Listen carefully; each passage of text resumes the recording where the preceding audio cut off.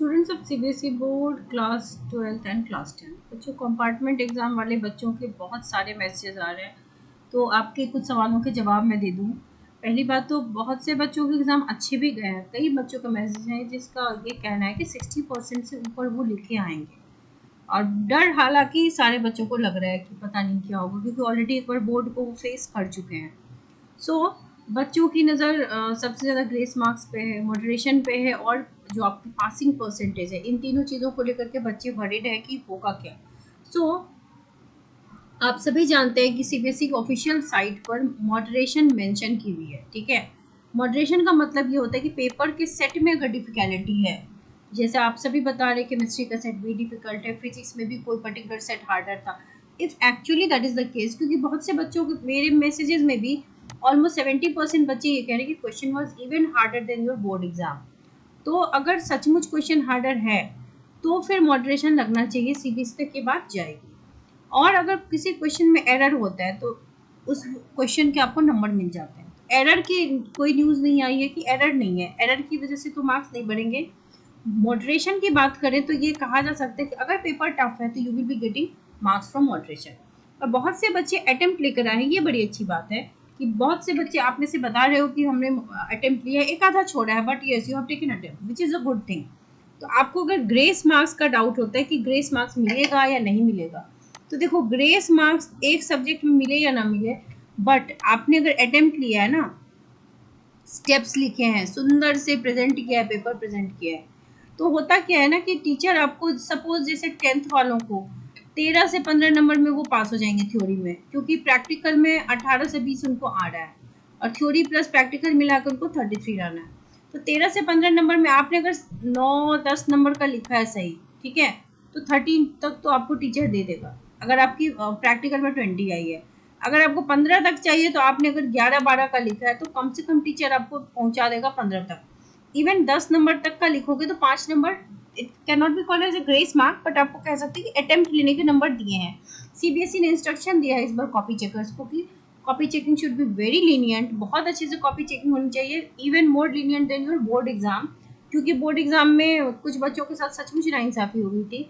तो इस बार ये है कि कॉपी चेकर्स के पास कॉपीज भी कम है, 5-5 कॉपी एक दिन में चेक करनी है, एंड बहुत ही अच्छे से कहीं भी कोई स्कोप अगर आपको मार्क्स मिलने का तो सीबीएसई आपको रुकने नहीं देगी। ठीक है, क्योंकि पासिंग परसेंटेज आप जानते हो 90 to 95% होता है कंपार्टमेंट एग्जाम का।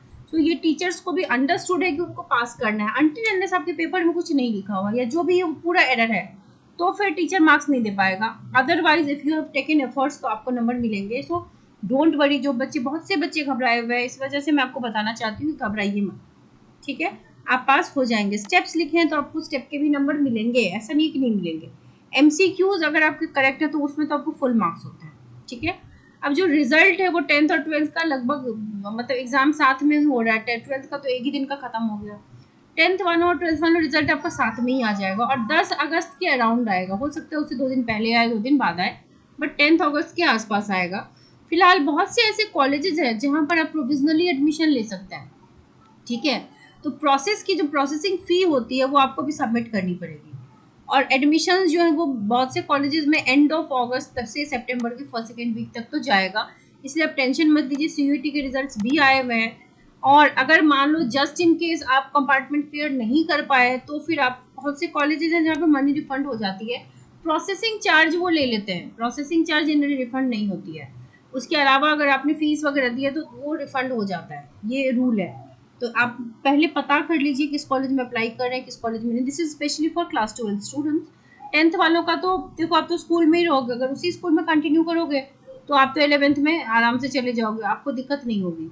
और रिजल्ट आएगा, और 10th वालों के लिए पास करना भी इट्स वेरी ईजी, क्योंकि आपको 13 से 15 नंबर ही एक्चुअली लाना है, क्योंकि आपके प्रैक्टिकल के पूरे जुड़ रहे हैं।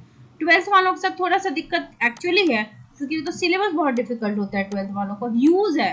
10th वालों जब आप 11th में जाओगे तो आप खुद बताओगे कि सिलेबस कितना बड़ा है 12th वालों का।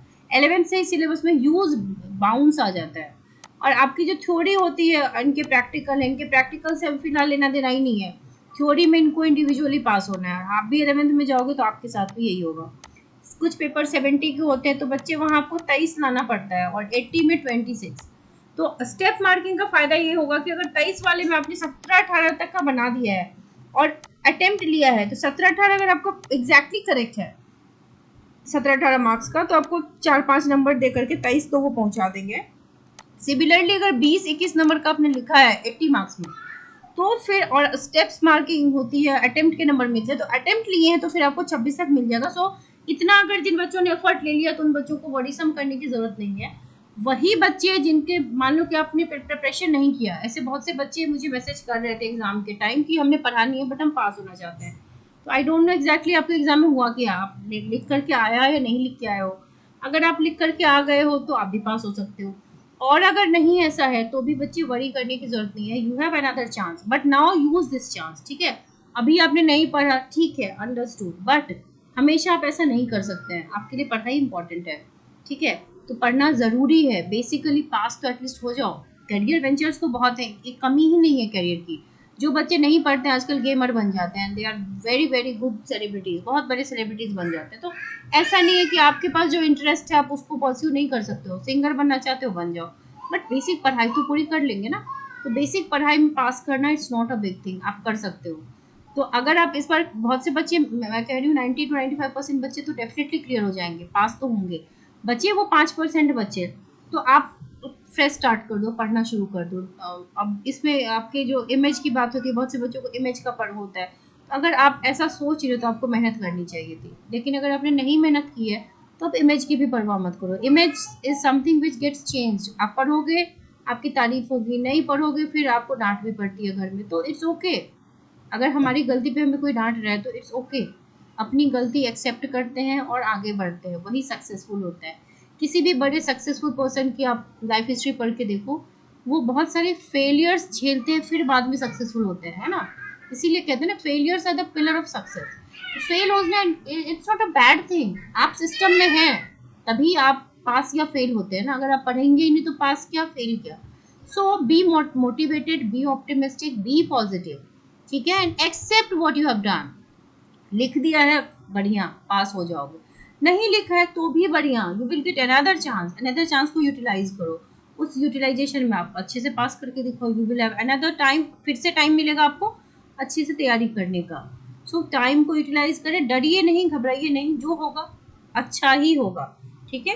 सो डरने घबराने की किसी बच्चे को जरूरत नहीं है। अभी तक की अपडेट यही है कि इंस्ट्रक्शंस अच्छे मिले हैं कॉपी चेकर्स को कि अच्छे तरीके से कॉपी चेक किया जाए।